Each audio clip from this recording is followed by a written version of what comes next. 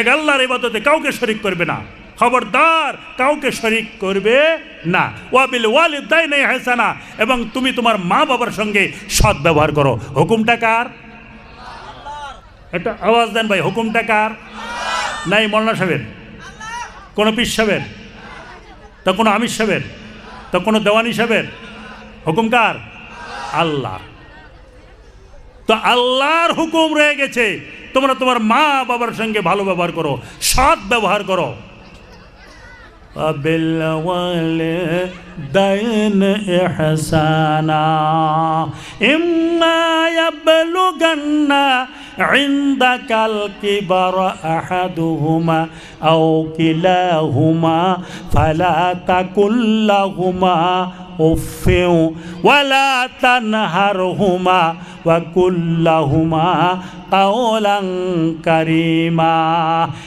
দুনিয়ার মানুষ, তোমার মা অথবা তোমার বাবা যদি দুইজন অথবা দুইজনের একজন অথবা দুইজন যদি তোমার টাইমে তোমার সময়ে যদি তারা বিরুদ্ধ হয়ে যায়, তোমার কাছে থাকে, খবরদার তুমি তোমার মা অথবা বাবাকে খবরদার তুমি ধমকি দিয়ে কথা বলিও না, যে কথার মধ্যে তোমার মা শব্দ করবে।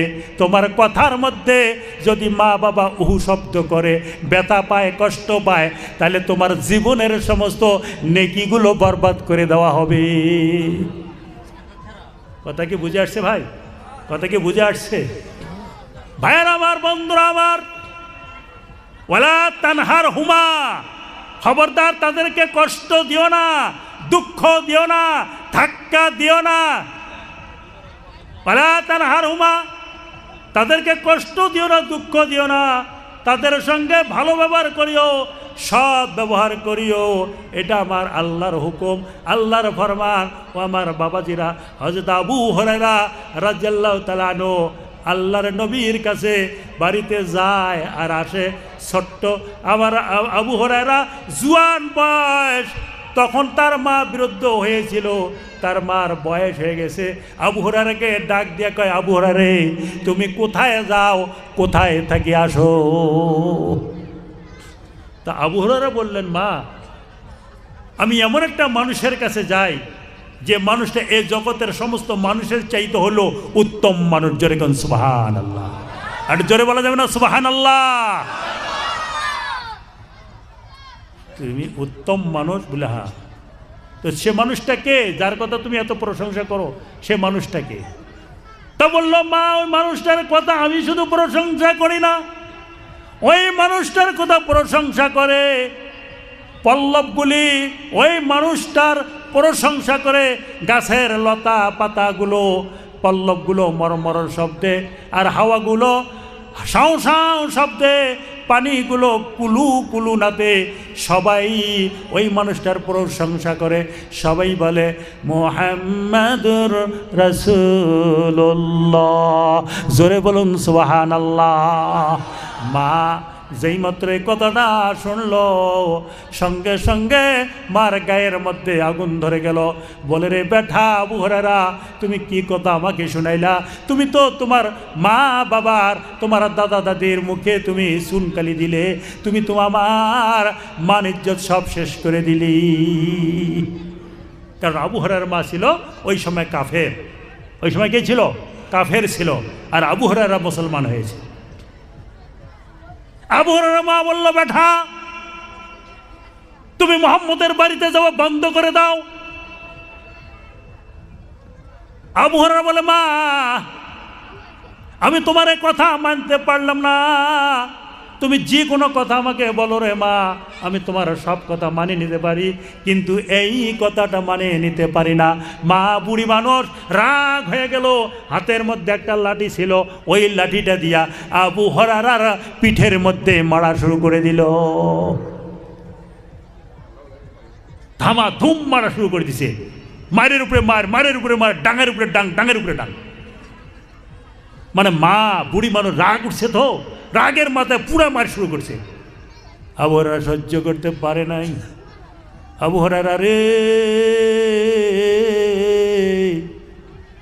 মায়ের ডাং সহ্য করতে না পেরে জমিনের মধ্যে শুয়ে পড়ে গেল। মা তার উপরে লাঠি দিয়া মার শুরু করে দিয়েছে। মারতে মারতে আবু হুরায়রার পিটি দিয়া রক্ত প্রবাহিত হইতেছে, রক্তগুলো চিরচির করে বেড়াইতেছে। আবু হুরায়রা কোনো কথা বললেন না, মার সামনে কোনো কর্কশতা ব্যবহার করল না, চোখ রাঙায়া মার দিকে তাকালেন না। মার সহ্য করে মাটি কামড়ায়া ধরে শুয়ে আছে। মা বুড়া মানুষ, খানেক পরে হাফসে গিয়েছে, আর কত মারবে, একটু দূরে যা বসছে। বসার পরে আবু হুরায়রা সেখান থেকে উঠে একটু আরাম পাওয়ার পরে আবু হুরায়রা আবার চলে গেছে আমার নবীজির দরবারে। যা বলছে, ইয়া রাসূলুল্লাহ, ইয়া হাবিবাল্লাহ, আমার মা আজকে আমার খুব মারছে। আমার নবীজি বললেন, আবু হুরায়রা রে, তোমার মা তোমাকে মারছে? বলে, হ্যাঁ, আমার মা আমাকে মারছে। কয়, তোমার মা তোমাকে মারছে, আর সেই নালিশটা, সেই বিচারটা তুমি আমার কাছে দিতে আসছো? এখানে তো আমার করার মতো কিচ্ছু নাই। এ আবু হুরায়রা, তোমার মা তোমাকে মেরেছে, এখানে আমি নবী মুহাম্মদ রাসূলুল্লাহ কোনো কিছু করতে পারবো না, কারণ তোমার মা যেহেতু তোমাকে মেরেছে। আবু হুরায়রা বললেন, হুজুর, আমার মা আমাকে মেরেছে, আমি তার বিরুদ্ধে আপনার কাছে নালিশ দিতে আসি নাই, তাহলে কেন এসেছো? বলল, হুজুর, আমার জানা আল্লাহর নবী যদি আল্লাহর দরবারে হাত তুলে কোনো কিছু চায়, আল্লাহর কাছে যদি দোয়া করে, আল্লাহ তাহলে সেই হাতটা খালি হাতে ফিরাইয়া দেয় না।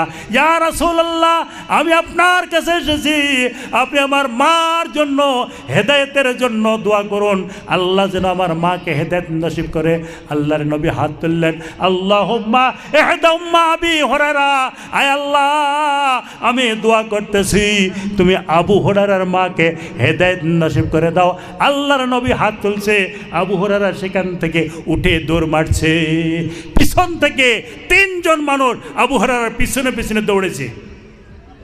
যে মানুষটা তো কোনো, মানে মানুষটা খুব ভদ্র মানুষ, হঠাৎ করে উঠে কেন দৌড়ালো? এ তো কোনোদিন দৌড়ে না, ঝাপাঝাপি করে না, এ মানুষটা আজকে দৌড়ে কেন? পিছন থেকে দৌড়ে, তারা বলে, দৌড়াও কেন? দৌড়ে গিয়ে জামা টেনে ধরেছে। তারা বলে, দৌড়াও কেন?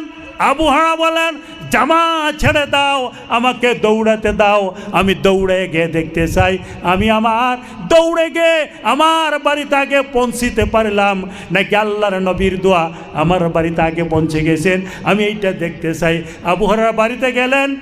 বাড়ি যাওয়ার পরে দরজার সামনে দাঁড়ালেন, দরজাটা যে নক করলেন, খটখট শব্দ করলেন, ভিতর থেকে আওয়াজ আসলো, কে? আবু হুরায়রা বলে, আমি আমার মায়ের মুখ থেকে কর্কশতার কোনো আওয়াজ পেলাম না, আমার মায়ের মধ্যে একটা নম্রতার সুর পেলাম, মিষ্টি সুর পেলাম।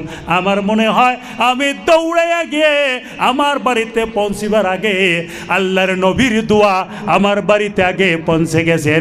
জোরে জোরে বলুন সুবহানাল্লাহ। আবু হুরায়রা বলেন, সময় শেষ তো ভাই, আমার সময় শেষ হয়ে গেছে, আর কি বলবো, ইনশাল্লাহ পরে আরও বক্তা আছে, তারা বলবে।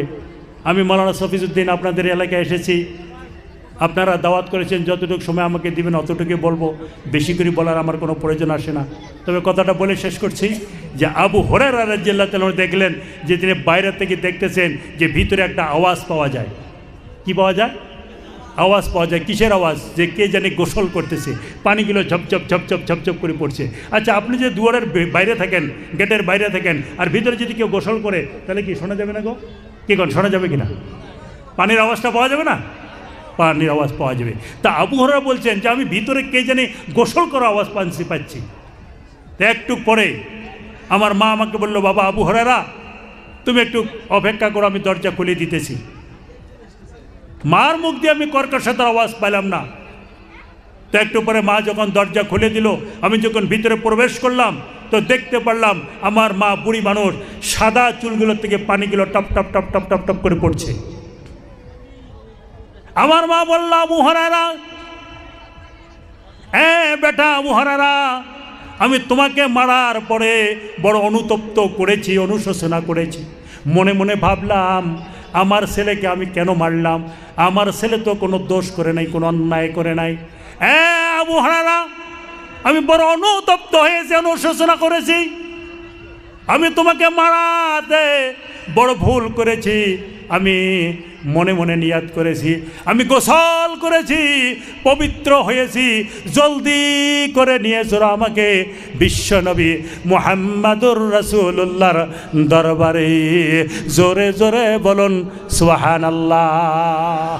আবু হুরায়রার মা আল্লাহর নবীর সাহাবা আবু হুরায়রাকে সঙ্গে করে নিয়ে নবীজির সামনে যা বললেন, আশহাদু আল্লা ইলাহা ইল্লাল্লাহু ওয়াহদাহু লা শারীকা লাহ ওয়া আশহাদু আন্না মুহাম্মাদান আবদুহু ওয়া রাসূলুহু সাল্লাল্লাহু আলাইহি ওয়াসাল্লাম। আমার বাবাজিরা, আল্লাহর নবীর সাহাবা আবু হুরায়রা তার মার জন্য দোয়া করেছে, মাকে কোনো কষ্ট দেয় নাই, মাকে রাগ করে বলে নাই, কোনো ধারণার বেয়াদবি করে নাই। করছে কি কোন করছে? আর বর্তমানের সাহাবা কি করে? যদি মাও ডাকায় বাপ ডাকায় তা কি কয়, আয় বুড়ি ট্যাটাসকে, বুড়িটা খালি মিশো খালি ট্যাটে থাকে, কি কয় না? আর তোমার তুই বোধহয় না কয় না, তোমার তুই কয় না? মার কথা ভালো লাগে না, বাবার কথা ভালো লাগে না।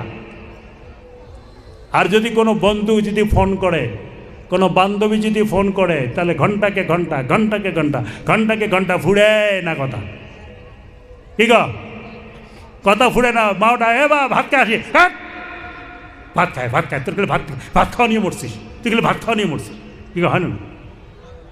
কারণ ফোন চলছে আরেকদিকে। বর্তমান জামানায় তো ভাই আমাদের মোবাইলের যুগ, কি আর বলবো, এই মোবাইল সম্বন্ধে দুই চারটে কথা আসেন, কিন্তু বললাম না।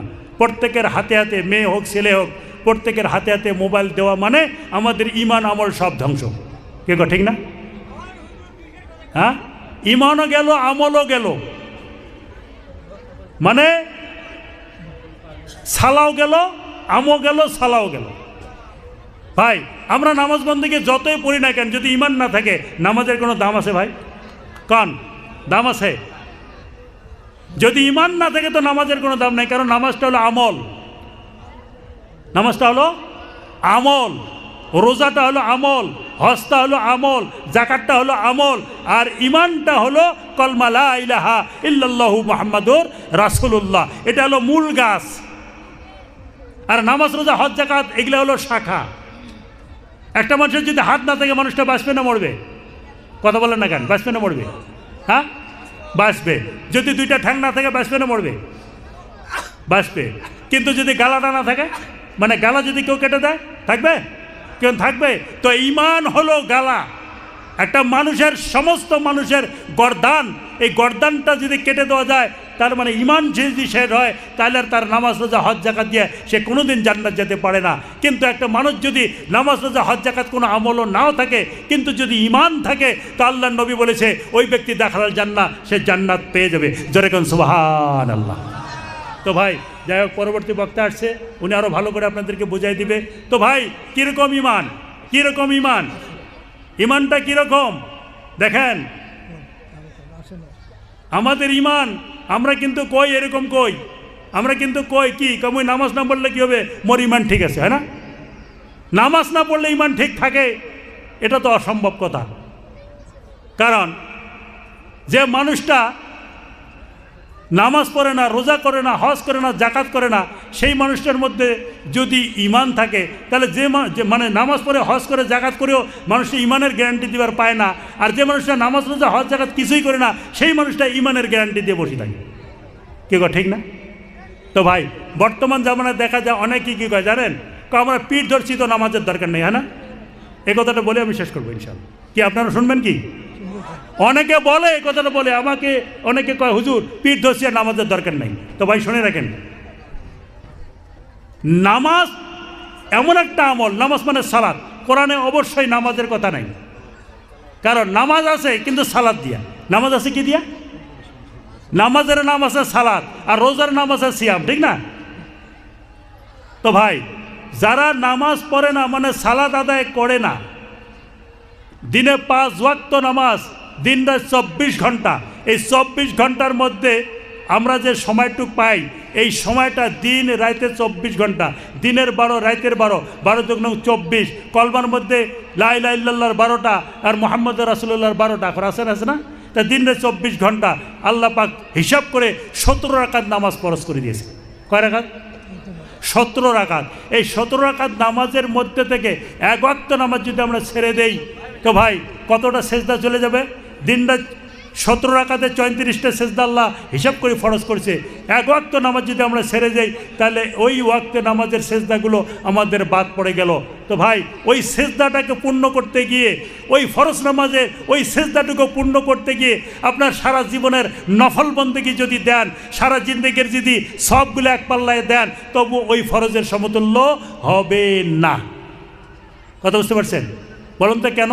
আচ্ছা, যদি আমি আপনাকে মানে 1 ভরি সোনা দেই, আপনাকে 1 ভরি সোনা দেওয়া হলো, আর আপনি আমাকে 50 ভরি যদি আপনি আমাকে রূপা দেন, আমি নেব? কী করে নেব? মানে সোনার বদলা রূপা দিয়ে হবে? হবে কি? হবে না। তো নামাজ যেটা ফরজ নামাজ, ওই ফরজ নামাজের আপনি আর কি দিয়ে আদায় করবেন? কারণ তো ভাই আদায় করার ক্ষমতা আছে, আরও আছে। তাহলে আমরা যে অবহেলা করে ছাড়ি দিই, হ্যাঁ? আজকে যদি নামাজ না লাগে, একটা মানুষ যদি নামাজ পড়ে, তা সেই মানুষটা উজু করবে। কী করুন, হয় না? একটা মানুষ নামাজ পড়লে কী করবে? মানুষটা উজু করবে। আর উজু করতে গেলে উজুর মশলা জানা লাগবে, আর মশলা জানবার গেলে একটা হুজুর লাগবে, তাহলে একটা মাদ্রাসা লাগবে। তাহলে মাদ্রাসাটা থাকলো, নামাজ থাকলেও মানে মাদ্রাসা থাকলো। আর নামাজ থাকলে একজন মুয়াজ্জিন লাগবে। মুয়াজ্জিন যদি হয়, তাহলে ওই মানুষটা কী করবে? আজান দিবে। তাহলে আল্লাহু আকবার, আল্লাহু আকবার এই কথাটা শিখবার জন্য একজন কারি সাহেব লাগবে। ওই নামাজ যদি পড়িবার যায়, ওই মানুষটা কোরআন তেলাওয়াত করা লাগবে। কোরআন যদি তেলাওয়াত করবে যায়, তাহলে ওই মানুষটাকে কোরআন শিক্ষা করতে হবে। কোরআন শিক্ষা করতে গেলে একজন হুজুর লাগবে, একজন কারি সাহেব লাগবে। কি ভাই, লাগবে না? লাগবে কিনা? আমার কথাটা বুঝতে পারছেন তো? আচ্ছা, যদি মানুষের নামাজ পড়ে, তাহলে মাসলা মাসলি লাগবে।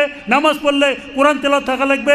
আর ওই মানুষটা যদি নামাজ পড়ে, তাহলে মাদ্রাসা থাকলো। নামাজ পড়লে মসজিদ লাগবে। নামাজ আছে তো মসজিদ আছে, নামাজ আছে তো মাদ্রাসা আছে, নামাজ আছে তো মোল্লা আছে, নামাজ আছে তো মৌলবী আছে, নামাজ আছে তো মুফতি আছে, নামাজ আছে তো মৌলানা সাহেব আছে। আর নামাজ নাই তো মসজিদ নাই, নামাজ নাই তো কোরআন নাই, নামাজ নাই, নামাজ নাই, তাহলে ওই মসজিদের ইমাম সাহেব নাই, নামাজ নেই তো মৌলবী সাহেব নাই, নামাজ নেই তো মাদ্রাসা নাই, নামাজ নেই তো কোনো হুজুর নাই। যদি কিছুই নাই, তাহলে মানুষ হবে ফেরাউন। কি হবে এখন? তো কি হবে? কথা বলেন না, কি হবে? ফেরাউন। ফেরাউন নবী, ফেরাউন বলেছিল আনা রাব্বুকাল আলা, আনা রাব্বুকাল আলা, আমি এই উচ্চ, আমি এই খোদা, বলছে না? তা মানুষ যখন নামাজ ছেড়ে দেবে, ওই মানুষগুলো তখন ফেরাউন দাবি করবে, ফেরাউনই দাবি করবে। কারণ আর তো হুজুর নাই, আর তো কোনো মৌলানা সাহেব নাই, তখন ওকে তার ভুলটা ধরবে কি? কথা বুঝতে পারছেন? এই জন্য আমি বলছি ভাই, কখনো কোনো দিন নামাজ বিরুদ্ধে যাবেন না। আপনি পীর ধরছেন ভালো কথা, আপনি হুজুর ধরছেন ভালো কথা, কিন্তু 5 ওয়াক্ত নামাজ কখনো অবহেলা করবেন না। 5 ওয়াক্ত নামাজের বিরুদ্ধে কথা বললে সে মুসলমান থাকে না। কথা বুঝতে পারছেন? সে কি থাকে না? কথা বলেন না কেন? কি থাকে না? মুসলমান থাকে। আপনি না পড়লেন সেটা আলাদা কথা, আপনি পড়েন নাই সেটা আলাদা কথা। আল্লাহ আপনাকে হেদায়েত দেন, আপনি এক সময় পড়বেন। না পড়ে কেউ কাফের হয় না, কিন্তু নামাজকে ইনকার করলে সে কাফের হয়। কে গো, ঠিক বললাম না? ঠিক বললাম। আর আমি যে কতগুলো বললাম ভাই, এখানে আপনাদের এখানে বহুত আলেম আছে। আমি মৌলানা সফিজউদ্দিন, ঘাসবাড়ি হাই স্কুলের শিক্ষক। আমি আগে সিনিয়র মাদ্রাসায় ছিলাম, এখন তো হাই স্কুল হয়েছে। তো যাই হোক, আমি যে কথাগুলো বললাম, আপনাদের এই এলাকার মধ্যে বহুত আলেম আছে। তাদেরকে জিজ্ঞাসা করবেন যে হুজুর যে কথাগুলো বলছে ঠিক বলছে না বেঠিক বলছে। যদি বলে না হুজুর ঠিক বলছে, তাহলে আমল করবেন। আর যদি বলে না বেঠিক করছে, তাহলে কেউ আমল করবেন না। কথা বুঝতে পারছেন?